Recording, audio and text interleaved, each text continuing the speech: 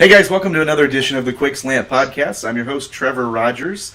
Today we bring in from USA Today's hornsports.com and longhornradio.com, Will Baizer, and from our very own land-grant gauntlet, Robert Sradley. Thank you guys so much for joining the podcast. Thank you. Yeah, thanks, man. This is should be fun. So let's go ahead and get right into it. Kind of an interesting weekend for the Big 12. A little bit disappointing if you look at the way Texas finished at Notre Dame and then the way Kansas lost to an FCS opponent. Will, we'll go ahead and start with you. What are your expectations for Texas this year, and what did you take away from the weekend? I'll start off with the second part. What I took away from this weekend. Well, it's exactly what happened. We needed to change an offensive coordinator. Sean Watson was given 6-7 months to change this offense and turn it into a spread. He knew the personnel he had. He knew he had Gerard Hurd and Tyrone Swoops. He knew the offensive line he had. He did not game plan well enough given 7 months. And, given that, you have to take a look at that and say, we need to change. I thought when we brought in Jay Norvell, me and my co-host over my podcast, Ryan Bridges, we thought that when we brought Jay Norvell in, it was sort of the Greg Robinson role of if Sean Watson doesn't work out, Jay Norvell comes in. And this is exactly what has happened. And basically, Jay Norvell, although the last time he really called plays, it was UCLA in 2007, and it was a West Coast offense. He has had 7 years under Oklahoma's spread offense. 4 of those with Josh Heupel. Heupel. Yep. And 3 of those under the previous offensive coordinator, whose name escapes me, of course. But given that, you can kind of take a look and kind of see what you want to expect from this next weekend, which would be a basic spread offense. Basically, what Jay Norvell needs to do now as the Texas offensive coordinator is make sure that they're bowl eligible, and if he does that, then it's successful. It's been successful for Jay Norvell.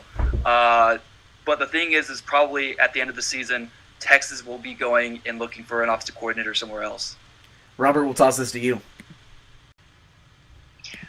Well, as far as the opening week and talking about what all transpired, I'll just touch briefly on the Texas situation since we just left off there. It's obvious that there are some serious problems, as we know. You don't change an offensive coordinator 1 week into the season without having serious problems.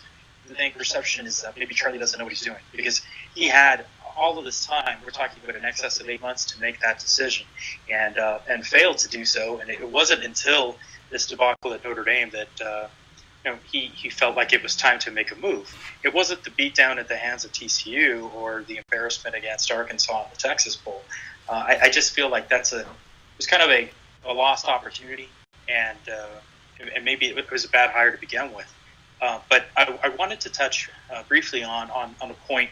I took a little bit of a roasting about a point I made about Kansas, saying that I was disappointed with their performance, and that's not at all what I meant. What I meant was I kind of expected them to come storming out of the gates the way they did in the second half of that game. They looked really impressive in the second half of their game, and I kind of expected that from the beginning, from the get-go. Unfortunately, they didn't get that, and time kind of ran out of them, and then there was that mistake that caused them to lose that game. But when you look at that performance overall, the coach has really gotten them together, and I think they looked like a much more complete team than they did last year.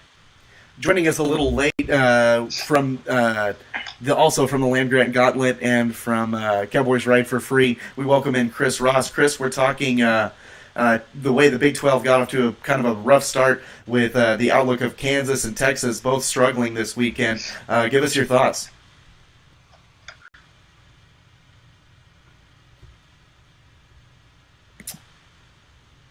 Chris, I'm not picking up any audio, man. Chris, you're muted. Can you hear it? Did I mute him? No, when you join a conversation, it just mutes it. Okay, did not know that. There we are. All right, Chris, go ahead, bud. Can you tell we're new at this? All right. What was the question?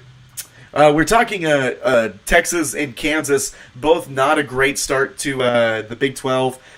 Kansas losing to an FCS squad, and Texas getting just absolutely not showing up against a clearly superior Notre Dame squad. Yeah, that it's kind of interesting. Kansas's loss is by far worse than Texas's loss. Yet I think we kind of walk away with more respect for Kansas in the way they battled back in that game. Texas, man, you don't want to have Notre Dame beat you twice. That would be kind of tough if they lose to Rice. Sorry, I got a lot going on. I just walked in at the last second here, guys. Oh, you're good. We'll go ahead and move it right along. Chris, thank you for joining us. So let's move on to the next thing. I forgot to mention to you guys earlier, and I'm sure you guys have seen this. It's been floating around.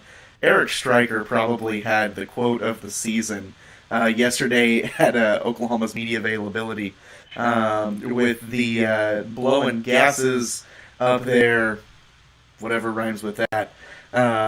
What are your kind of thoughts? Everybody was talking about is Stryker calling out the SEC? Obviously, Oklahoma plays Tennessee this weekend. What are your thoughts on that comment, Robert? We'll start with you. Well, I mean, I think obviously he was baited into answering the question that way, and he gave the media exactly what they wanted, especially considering the comments Stoops made a few years ago about the SEC. I mean, if that's the way, specifically because they're going to be facing Tennessee, they're not going to be facing the remaining teams in the SEC. All they can do is focus on beating Tennessee and making a statement. So I don't have any problem with it if in fact they can back it up. Will? I'm interested to see if Eric Stryker can back this up. I mean, not just Eric Stryker, but the rest of his team.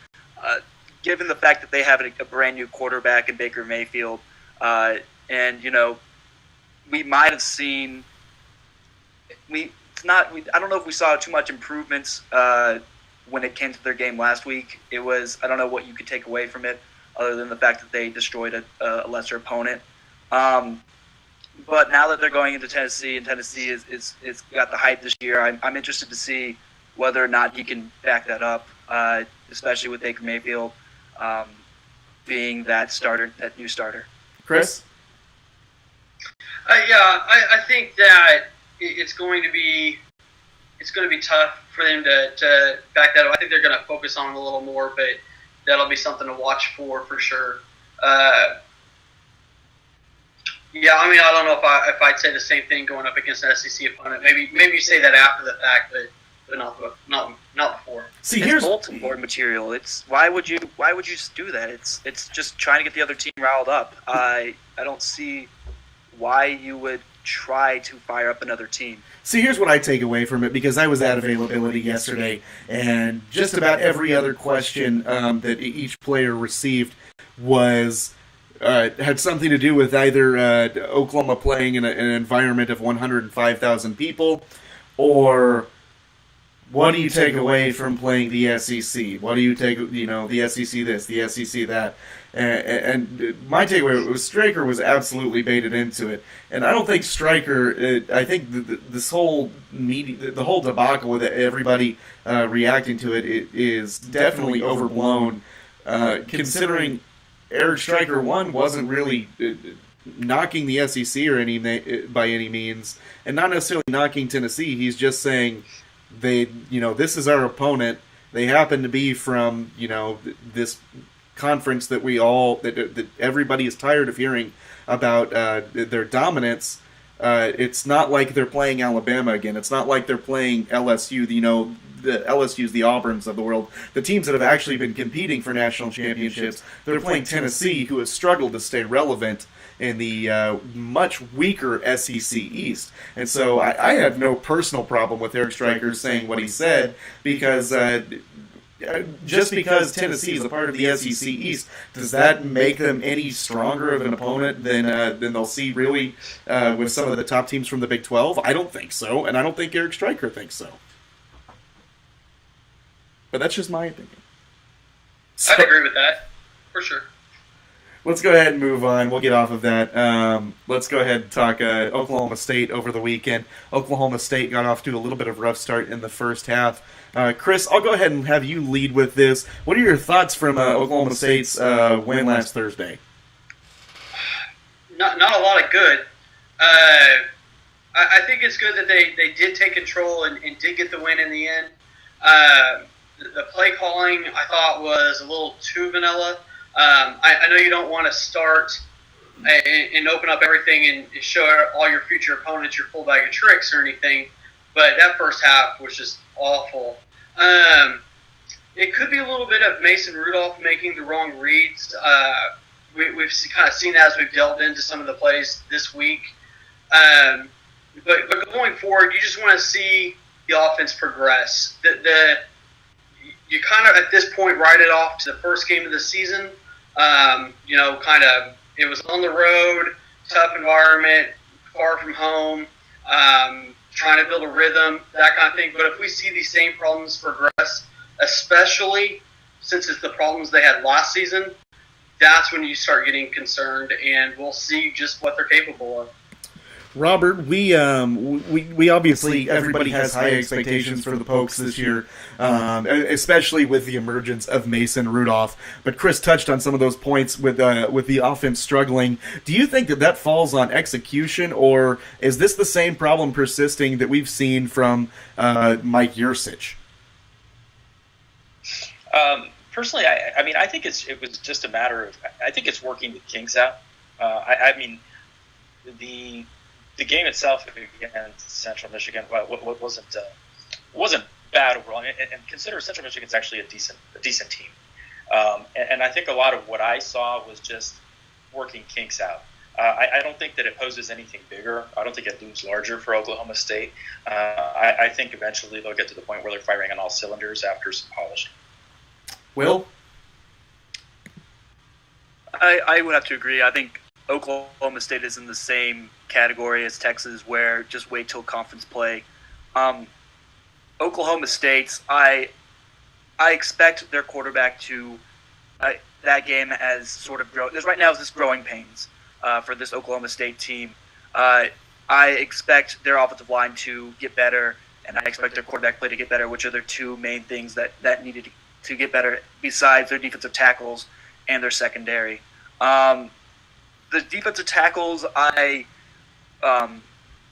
don't think did too poorly, and I know their cornerbacks were not doing their jobs. So those are the two things that I think they need to improve before conference play, or few things that need to improve is offensive lines, cornerbacks, and defensive tackle before they start heading into Texas, which will be their first conference game. Both those teams will be heading into conference play looking a lot better than they did in their week one matchups. Yeah, I kind of have to agree. I personally still think Oklahoma State is definitely going to be one of those teams that be there. It's really hard, unless you're playing somebody like a major opponent, it's really hard to take away much from week one. I still like Oklahoma State here. There were some things that really just kind of stuck out to me, and it was a little bit of it was run game issues. Offensive line Rudolph looked uncomfortable in the pocket at times, but otherwise, the guy, he's got wheels. I really liked. I liked the ability that they used him to roll him out of the pocket. I like what they did with Walsh and using him in the run game as well. And so definitely, I see some new new tricks in that offense that Oklahoma State. I don't think they wanted to show necessarily on Thursday. But I was still pleased to see that Oklahoma State maybe has a couple new packages that they'll be able to throw at throw at defenses in the Big 12 this year. So let's go ahead and move on. Oklahoma, Tennessee this weekend. This is definitely the marquee matchup of non-conference opponents for the entire Big 12 outside of Texas, Notre Dame. But Oklahoma is definitely carrying the Big 12 banner right now going into this game. Big game, a lot of question marks on both ends. Guys, what are your thoughts? Will, let's start with you. What do you think happens this weekend? I think Oklahoma comes out with a win. I think Tennessee is a bit overrated, just due to their recruiting classes they've been getting. I don't have too much faith in the Vols. Robert? I would agree. I would say, going back to what you said earlier about asking the Sooner players about what it's going to be like to play in an environment like this. I mean, I take into consideration that they play in. I think that they're used to playing in that type of environment more often than given credit for. And for all of the preseason hype given to Tennessee, I didn't think that they exactly set the world on fire last weekend. And just taking a look at the two teams, I think Oklahoma comes out maybe with a close victory, but I would tend to go with the Sooners. Chris? I think I'm going to take Tennessee in this one. I think they win a very close one. I think Bowling Green's a little better than we thought. That's who Tennessee played last week, right? I think they're a little bit better than we thought. Tennessee, they're just ready for this game. That they want Oklahoma. It's going to be a big crowd, tough place, but I also said Texas was going to win, so there's that.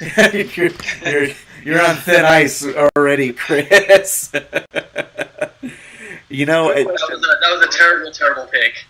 Hey, it was. You know what I said? I picked Texas. I figured Texas offense would struggle, and let's go ahead and brush up against this, and then we'll come back to Tennessee. But Will, I thought Texas offense would struggle again with swoops. We didn't see any improvement from the Texas offense going into this game, and I knew it was going to be rough, but I didn't think they would give up that many points. Is Notre Dame's offense that good, or is something missing on that patented Charlie Strong defense? Notre Dame. So the two things that Texas needed to do to even have a chance to win were protect the quarterback and get to the quarterback. I didn't think they'd be doing one of those, which was protecting the quarterback, and they didn't. But they didn't do either. The thing about getting the quarterback, though, I think you have to realize when you're looking at the Texas team is they are a extremely young team, having 6 starters and 23 freshmen on the 2 deep who are freshmen. This first game going into Notre Dame, probably not the easiest or best way to start a college football career. So going into that, you're already at a huge disadvantage. Then when you're looking at defense, there were a few mistakes that were made by rookies that made the defense look bad in general. But also there was the part about switching Duke Thomas and John Bonney. John Bonney, who was a freshman redshirt, and Duke Thomas, who was the senior leader. They switched them, put Duke in the nickel and John Bonney on the corner. John Bonney's a lot more physical, and Duke is a lot more of a cover guy. This let open for the this end arounds and whatnot, and really, but you did see a lot of stuff on the defense that is very fixable. It's just a bunch of rookie mistakes. On the offensive side, we went in there basically without a game plan or a working one. Went in there, basically made the offense faster and from the shotgun. But other than that, it was still a pro-style offense, which is not what Charlie Strong wanted Watson to do. So that's why Watson's gone. I'll bring this up. Go ahead, Chris. I was going to say, in the tempo, I think actually really hurt Texas. Trying to run the same offense just faster. That tempo, just got them off the field quicker. 8 3-and-outs out of 12 possessions. Only 20 minutes of possession time. Terrible. I'm going to go ahead and bring this back to the OU Tennessee real quick before we finish up with our final segment. Guys, I really like Oklahoma in this game, actually, because when we watched, we had a chance to watch Bowling Green from the press box on Saturday, and Tennessee's secondary is bad. They gave up over 450 yards passing to a Bowling Green offense that runs a very similar system to what OU is going to run, and OU has better playmakers. I really like Tennessee. Tennessee's strength in this game is their run game, and I think they're going to face one of the best defensive fronts that they're going to face all year in Oklahoma's front seven. And I know obviously Tennessee playing in the SEC, that's high praise, but Oklahoma was one of the best run defenses in the country last year, and the reason why they finished so low was their secondary. Obviously, there's big concerns with Oklahoma's offensive line. The way will Oklahoma be able to run the ball? But it kind of becomes a question: is will it be a wash if Oklahoma is able to air the ball out so much? Because of how poor Tennessee's secondary played. Not to mention, you add the suspension of Danny O'Brien, starting defensive tackle for Tennessee. That doesn't help.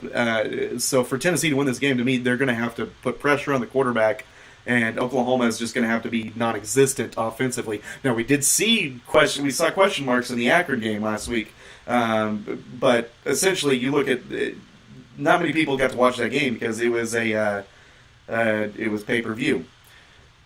When you watch what happened, Oklahoma made a big adjustment in the middle of the second quarter by switching their splits. They went from 3-yard splits to 1.5-yard splits on the offensive line, and it was night and day how much better OU played from there on out. They essentially scored 41 points in a quarter and a half, and so that just shows you how explosive Lincoln Riley's new system can be. I still think Tennessee is a year away. I think they're very young, and I think it's just a mismatch problem. It's what I said going into the summer, and after watching them earlier this week, I gotta think that it's going to be it's the same storyline. I really like Oklahoma, and I like Oklahoma and by 10 or more, and that might be crazy. Obviously, a little bit of a homer here. I look at the flaws that are glaring for Tennessee, and they glare a little more than what's glaring for Oklahoma. And if Tennessee had a better if their strong suit was passing game and attacking Oklahoma's secondary, then I would take Tennessee absolutely. But it's not. It's their run game, and if Oklahoma shuts down their run game, it could be a long night for Tennessee. But that's just me. We'll go ahead and move on to the final segment. Kind of what stood out for everybody this weekend. A little bit of praise and a little bit of disappointment. Robert, what was the most? What would you say? What was the most impressive thing to you over the weekend? Well, I think that TCU for me, with all of their preseason expectations, actually played pretty well. Not as well, I think, as everyone expected, but taking all things into consideration, looked pretty good, especially against an opponent that I think that victory is going to look a lot better further down the line. Now, of course, with the news about the injuries for TCU's defense, that might change things completely. But just taking that one instance into consideration, I thought it was an impressive victory against a better Minnesota team to give credit for. Will, what was kind of the most impressive thing for you this weekend? Out of all the Big 12 teams? Yes. It had to be TCU beating up on Minnesota. The Minnesota team is nothing to, thumb your nose at. And I thought TCU's defense would be taking a step back after losing 7 starters. But the fact that they hung into that game and came away with the win, looked like they had actually taken a step forward on defense. Really kind of cemented in my mind that they were one of the top teams this year. Chris? Baylor's 722 yards of offense in a little less than 3 quarters. That was pretty impressive. Kansas's fight just to get back into that game was pretty impressive. They, as many losses as they suffered, they could have folded it up for the whole season right then and there. David Beatty, I think, will do a great job there. He's just going to need a lot of time. Most impressive, though, I would have to say Texas Tech quarterback Patrick Mahomes. That kid, he's a gamer. He's got wheels. He kept plays alive through several touchdowns. I think, 4 on the day. He was really impressive, and I think that's going to be a key for Texas to fight for that middle of the Big 12. Or Texas Tech, I'm sorry. I really liked the fight from Iowa State this weekend. Everybody kind of pinned them as that's a question mark game. They've lost to Northern Iowa before. It was nice to see Paul Rhodes. I think all of us here have got to kind of agree that we're Team Paul Rhodes. We'd like to see Iowa State at least be competitive again. American love the underdog. Yeah, absolutely. So I really liked the fight from Iowa State. I like them actually against Iowa this week to win what's my personal favorite trophy in all of college football, the Cy-Hawk. There's just something really cool about something called a Cy-Hawk. Real quick, guys, what were something that really disappointed you about the weekend? Chris, I'll start with you. Oh, man, disappointing. Texas is the easy bait right there. I mean, it wasn't so much the loss. It was just in the fashion they lost and what it means for the Big 12 to have its marquee program just manhandled. I mean, it was really weird because it was basically how Texas manhandled Oklahoma State last year. It was that thorough of a beating. And what was it? Just the offensive production, dead last in the FBS. That's got to be the most disappointing. Will? It's easy for me. It's Texas. They're my team. I went into that game with such high hopes of maybe losing by a touchdown, and left with low hopes that we had absolutely no offense, and that offensive line could get worse from last year. The fact is, though, I'll put some sunshine into that one. 40% of that offensive line was their first game, so that's better. But the fact that Sean Watson just absolutely didn't do anything, that was the most disappointing. Will, don't get mad at me for saying this. I'm saying this with a little bit of reverence. Honestly, be honest with me. Does Texas beat Rice this weekend? Oh yeah. Texas will beat Rice. I will look at this Rice game. Rice is not a bad team. They're a really good team. One of the favorites to win Conference USA this year.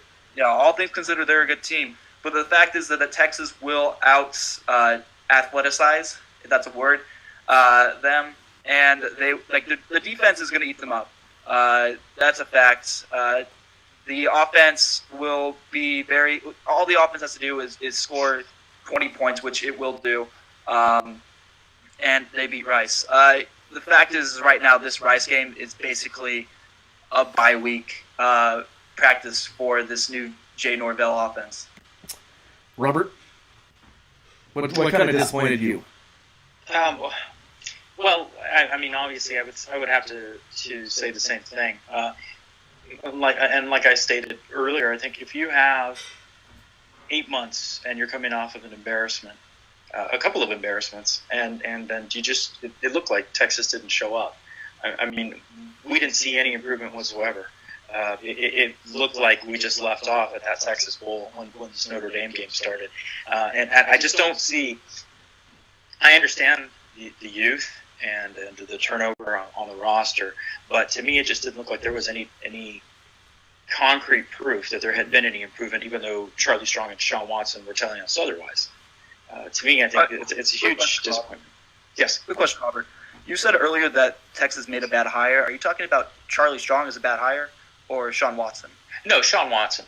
Okay. I at this point, I'm not ready to write off Charlie Strong as a bad hire, but the decision making and taking somebody unproven like a Sean Watson, and I don't know that this played any part in it, but considering the fact that this fan base had already had fits for years over Greg Davis, it just seemed like an odd hire, especially considering the fact that you're going up against teams that sling it all over the place and score points in bunches. Yeah, hey, Will, can I ask you something? No, go ahead. Over the next 6 games now, Rice, Cal, Oklahoma State, TCU, Oklahoma, Kansas State, where do you see Texas going in there? Beat Rice. Cal is so much of a toss-up game. Same with Oklahoma State. I don't think we come away with a win with the Sooners after what I saw in Week 1. TCU, I don't think we beat. and was it Baylor? We also played Baylor, right? Yeah. Baylor's last game. Kansas State. We never beat Kansas State. Actually, so I think we come away with 2 games out of that 5, out of the 6 week for sure. Being Rice and Cal. Cal has absolutely no secondary, which is great for our lack of offense, and so that will be very nice for us. I think we defense at the very least, despite having some of the best wide receivers in the country. Oklahoma, on the other hand, I never count Texas out of this game. The one year I didn't go because I thought we were going to get blown out. We beat Oklahoma. We blew Oklahoma out of the water. Last year we came so close. We beat them on everything but the scoreboard. So that's even though I don't think we're going to win, I think it's still a toss-up game. So 2 or 3 games out of this next 5. Okay. Should be interesting. Thank you guys so much for coming on this week. Will, we got to have you back, man. I would love to talk more Charlie Strong because I think this is definitely going to be a very interesting kind of penultimate year for his tenure with the Horns, and it'll be interesting to see if he makes it through it. We got to go ahead and wrap this up. Thank you guys again for coming on. It should be a fun week this weekend, and we'll do this again next Thursday. Thank you for having me. Thanks, guys. Have a good one. Thank you.